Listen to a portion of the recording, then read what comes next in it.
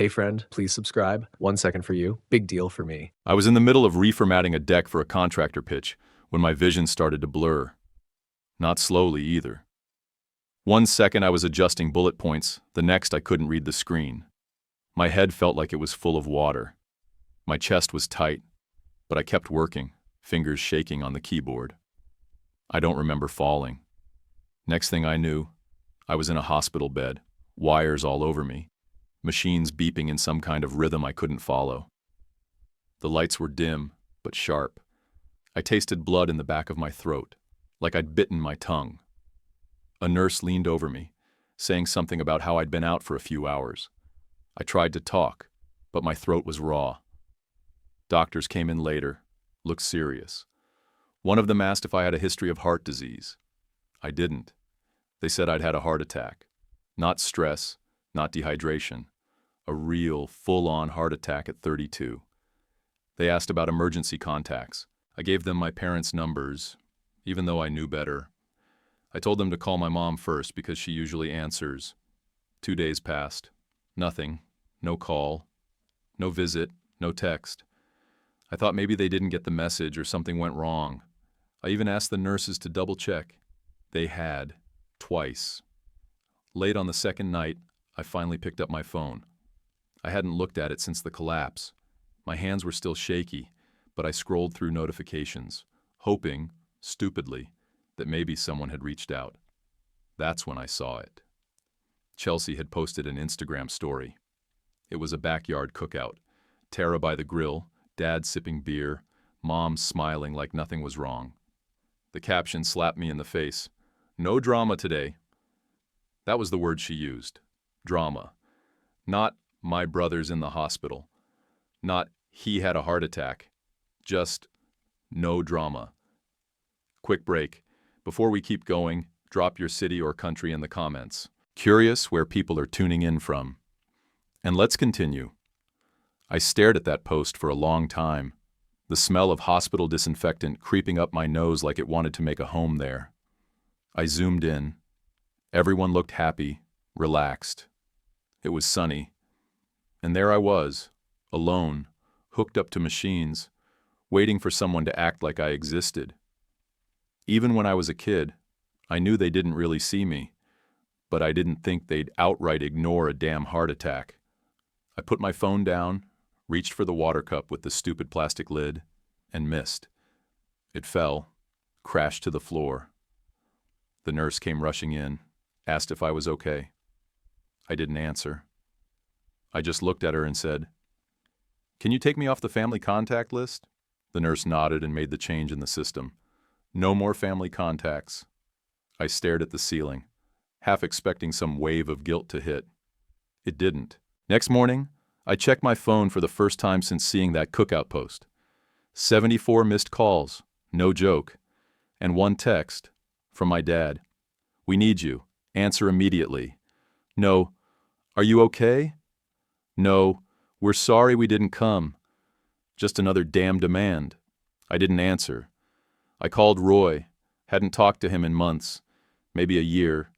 He picked up on the second ring. He didn't ask why I was in the hospital, didn't press, just said, "I'll be there in 30. He showed up in 40, button-down shirt, weathered jeans, and those same boots he wore to my high school graduation. He sat next to the bed and said, "Which tests have they done so far?" I didn't even know. He pulled a legal pad from his bag, flagged down a nurse, and started asking questions like he'd been prepped for a deposition. Then he reached into his coat pocket, pulled out his wallet, and handed a nurse his card. "I want this lab bill cleared. He doesn't need this hanging over his head." I didn't know how much it was. Didn't ask. After the nurse left, Roy said, "You look like you've been run over." "I feel worse. Let's talk through your finances." It wasn't a question. He sat the legal pad on the rolling tray, clicked his pen. We logged into my accounts from the hospital tablet. What we found didn't even surprise me, not really. Just pissed me off. 5 loans in my name, 3 credit cards with balances I hadn't touched, 2 utility bills linked to addresses I hadn't lived at in years. I recognized Chelsea's old apartment, Tara's electric bill from her candle shop, a weird internet charge that traced back to my parents' second line they used for streaming. Roy tapped the side of the tablet. "Did you co-sign all these?" "No." "They ask?" I shook my head. He nodded once. Quiet, like that answered a question he'd been sitting on for a long time. I leaned back and stared at the IV drip. "I think I've been paying for everything for so long, I didn't even notice it anymore." He looked at me. "Not paying," I said. "Bleeding." That night, after the evening rounds, Roy stayed. Pulled the little visitor chair up close and spread papers across the table. We listed out every bank account, auto pay, account authorization, recurring Venmo, and bill I'd ever picked up without thinking. It was like watching my life unfold in receipts, except none of them were for me. I sat there with a marker, drawing fat red X's through each name, each account, each lie disguised as a favor. I wasn't doing it out of anger. I wasn't even doing it for revenge. I was doing it because I finally realized how scared I'd been.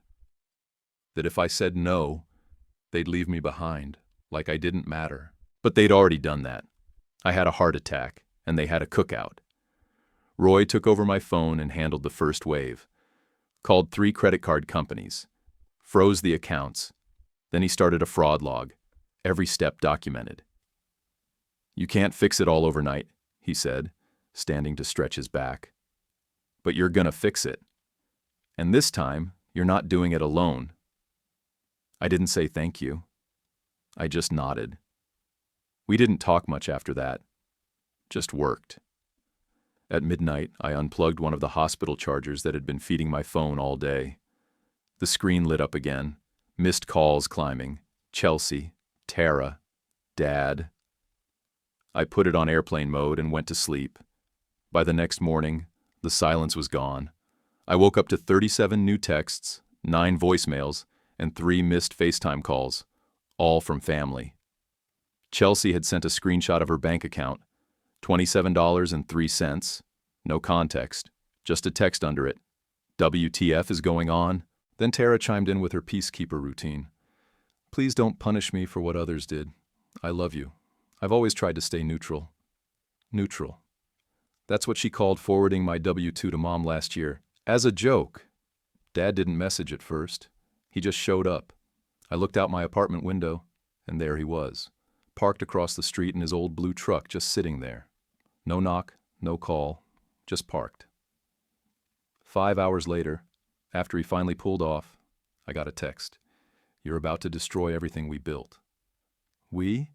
I muttered, tossing the phone on the kitchen counter. "I built everything. You just signed your name to it." I'd already started shutting down the leftover credit lines, freezing access on any cards linked to my name. I updated every password, killed every auto pay, revoked every authorized user. Every day, Roy and I knocked out more of the mess, but every step triggered another explosion from them. Then came the video. Chelsea posted a slow pan across the living room of my parents' house, empty shelves, boxes by the door, a lamp knocked sideways, sad piano music in the background. Caption read, "They took everything." That was the moment the game changed, because the comments started rolling in, and people actually believed it. I got tagged by name. Someone even messaged me directly. "Why would you do this to your own family?" Like I'd kicked them out of their house. Roy came over later that night and sat me down. He had a folder in hand. "Time to show you something," he said. He laid out a series of documents, loan statements, title transfers, a cash-out refi I had never signed. They'd refinanced the house 6 months ago, not to pay off the mortgage. No, they'd drained equity to cover Chelsea's credit card debt and fund Tara's candle business, and they defaulted anyway. That's why the house was being cleared out. It wasn't taken. It was lost. Not a single dime had gone to the actual payments. I gripped the side of the table. So they let it go to foreclosure just to fund garbage. Roy didn't flinch. "They used you as a buffer until the bottom dropped out. They didn't even tell me. They never do." He leaned back and pulled another envelope from his coat. Inside were legal forms, Not new ones. Old ones. Months old. Signed. Sealed. These are my assets, he said. Transferred into a trust. Under your name. I stared at him, completely stunned. When did you... After your last family Thanksgiving. You showed up with your laptop, paid Tara's car insurance during dessert, and nobody even said thank you. That's when I knew. So I moved everything before they could smell blood. You didn't tell me. I wanted to wait until you were ready to stop bleeding for people who only show up when they're hungry. I sat back, my stomach turning, heart pounding harder than it should have after a hospital discharge. So now I've got a target on my back. You already did, he said. Now at least you've got armor. After he left, I checked Instagram again. Chelsea had posted a follow-up video. Just her, crying in her car, sniffling, shaky hands. I don't understand why he's doing this. We're family. We've always had each other's backs. The comments? Brutal. People were defending her. One person wrote, "He probably got money and forgot who fed him." Another, "He left you when you needed him most." I didn't reply. I didn't comment. I just took screenshots. I called Roy. Time to document everything. Already ahead of you. The next day, a hospital staffer knocked before walking in. Clipboard tight in her hands. Face uneasy. "Sorry to bother you," she said, "but your sister's downstairs. She says she's your medical proxy." I blinked at her. Tara? She nodded. I never listed her.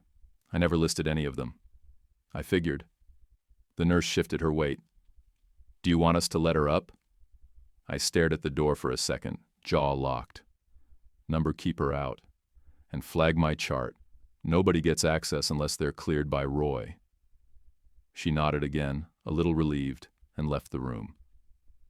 I thought that would be the end of it. Another boundary set, another line held. But I should have known better. That evening, Roy came by like he always did. He didn't even take off his coat before handing me a thick manila envelope. "Read every page," he said. Inside were printouts, emails, PDF scans, screenshots from some busted law office website, messages between my parents and a lawyer named Randall J. Bixley, a name so fake it could have been from a cartoon.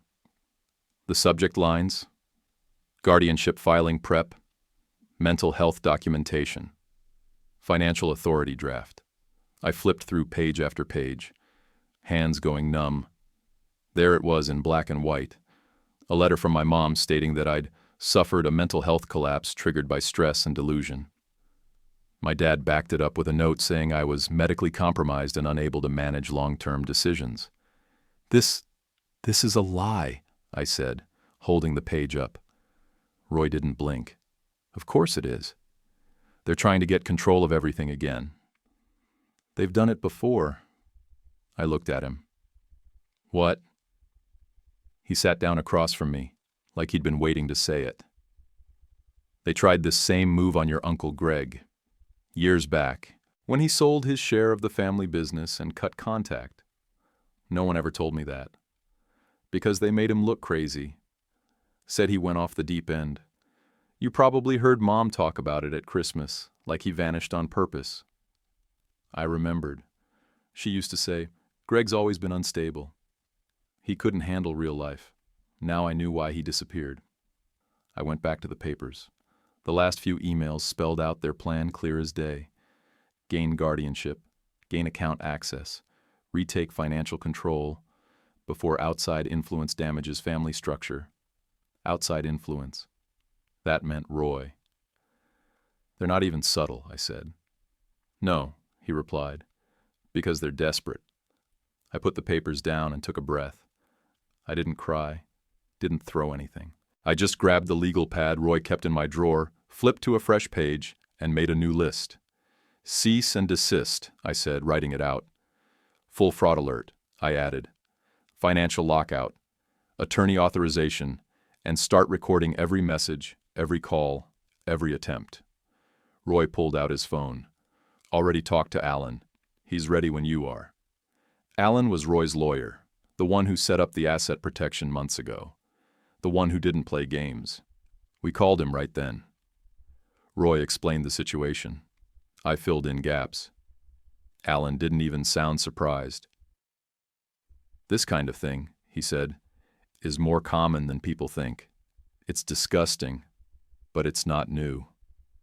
He walked us through the documents we needed to file: guardianship block, cease and desist, fraud flags on all my financial records, and an alert to all 3 credit bureaus.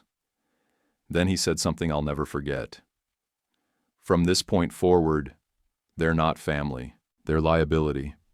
I hung up and set the phone down. Roy stood, cracked his back, and looked down at me. You good? I'm fine. You sure? Yeah. I'm done letting them reach for my throat and calling it a hug. He gave me a nod and walked out. 10 minutes later, I got a text from Tara. Please just talk to us. We're worried about you. You're not thinking clearly. Right below it was another message. This one from my dad. This isn't who you are. You're better than this. You've let that old man poison you against your own blood. I screenshotted both and added them to the folder. Let them keep writing. Every word was just more evidence. I barely slept that night. I kept checking my phone, not out of fear, just to document. Every text from them was a gift at this point. Every lie, every guilt trip, every accusation, I was stacking receipts like bricks. The next morning, Tara went nuclear. She posted a video on Facebook, then Instagram, then TikTok, same one everywhere. Her face was puffy like she'd squeezed tears out for the camera. She had one of those soft, broken voices people use when they want sympathy, but don't mean a word of it. I know my brother's going through a lot, she said, eyes red but dry. We've just been trying to help, but sometimes people push away the ones who love them most. Then she sniffled, looked away from the camera like she couldn't bear to go on. In the caption, she wrote, "He's not well. Please pray for my family during this heartbreaking time." 10 minutes later, Melissa, one of Mom's friends from church, reposted it with her own caption. "We're praying for healing in this broken home. God sees you, Tara." The internet ate it up. Comment after comment, sending love. "You're so strong. Family is everything." I didn't respond, just watched it burn. Then someone reposted Chelsea's cookout photo, the one from the day I was in the ICU, the one with "no drama today" slapped across the top. And just like that, the comments flipped. One user wrote, "Y'all look real broken-hearted flipping burgers while your brother was dying." Another, "Where was all this love when he was on life support?" And another, "Y'all didn't pray. Y'all stole." Then came the wave of receipts, old posts, screenshots, tweets, Tara's Twitter from 2 years ago. Some people fake mental illness for attention, and it shows. Mom's Instagram, same day as my heart attack, smiling with a slice of cake. "Happy birthday to me. No negativity allowed today." Someone pulled up a Facebook comment from Chelsea bragging about taking out a lil loan in my big bro's name as a temporary fix. People didn't just turn, they dug. Within days, Tara's candle shop started tanking. Bad reviews flooded in. Fraud family, liar brand, support small business, just not this one. Her collaborators dropped her. Brand partners started publicly distancing. She went silent on socials for the first time in years. Chelsea posted another video trying to spin it. "We've made mistakes, but we're just trying to protect our family's future."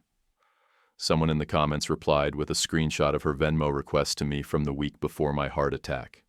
Captioned, "Protecting the future by draining your brother's account, huh?" Then it hit home. Dad. Someone leaked internal emails from his job.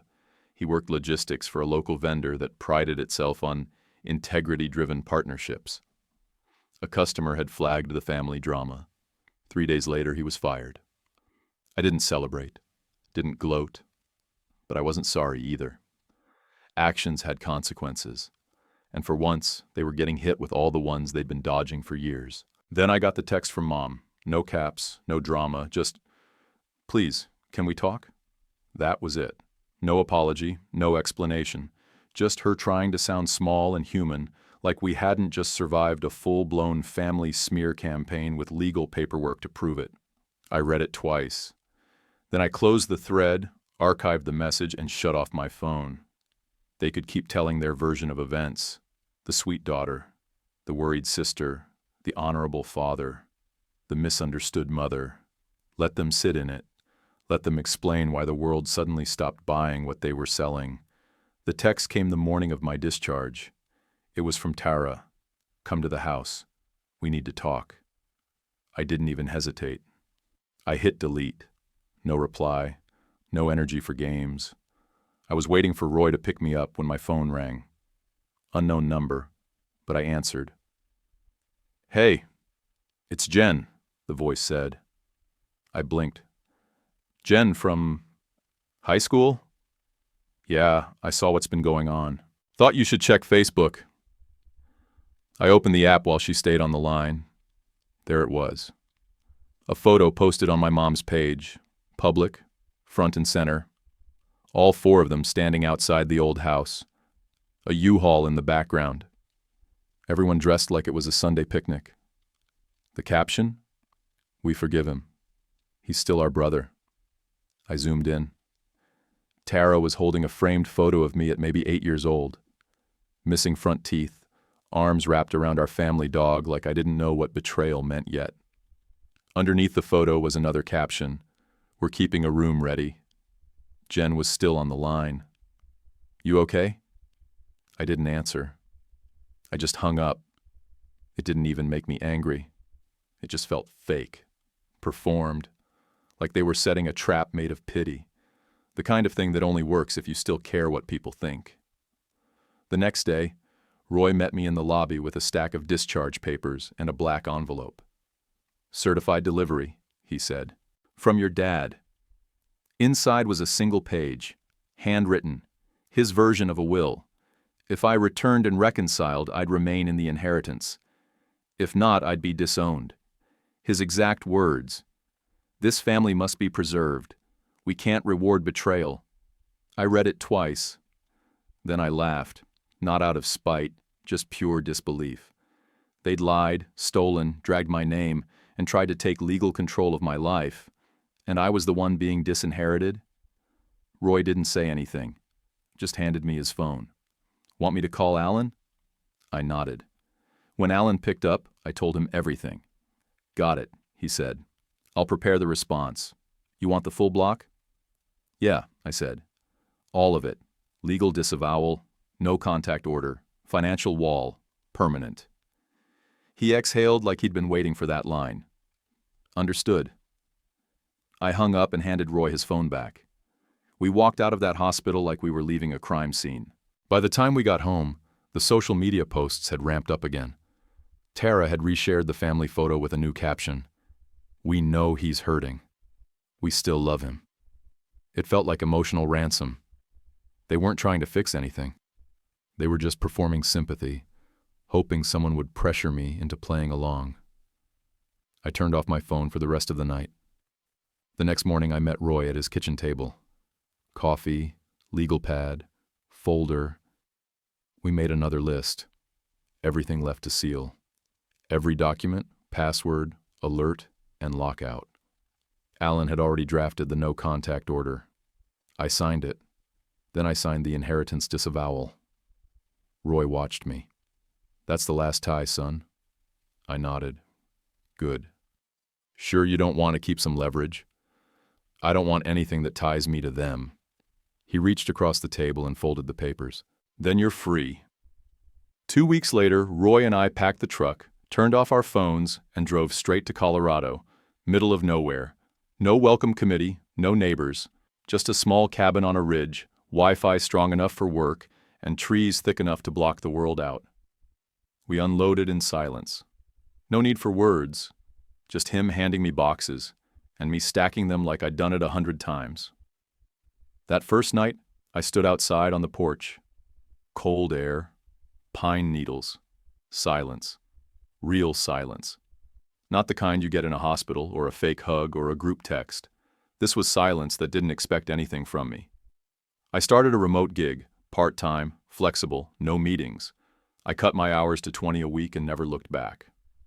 The rest of the time, I hiked, slept in, cooked food that didn't come in plastic, read books I didn't even remember downloading. I woke up when I wanted, answered no one. No Chelsea Venmos, no emergency texts, no dad in the driveway trying to guilt me into fixing his mess. Every few days I'd get a ping from someone back home, an old friend, a cousin, even Jen once. I didn't reply. I knew what they wanted: closure, clarity, a way to wrap the story up in a bow that made them feel better. They weren't getting it from me. They could keep telling their version, that I snapped, that I lost my mind, that I threw away my family over money and pride, that I was the broken one. Let them. They weren't there when the bills piled up in my name. They didn't visit when I collapsed. They didn't hold my hand in the hospital. They didn't even send flowers. But they sure knew how to post about it after. Quick pause. Drop the comment if are you still here.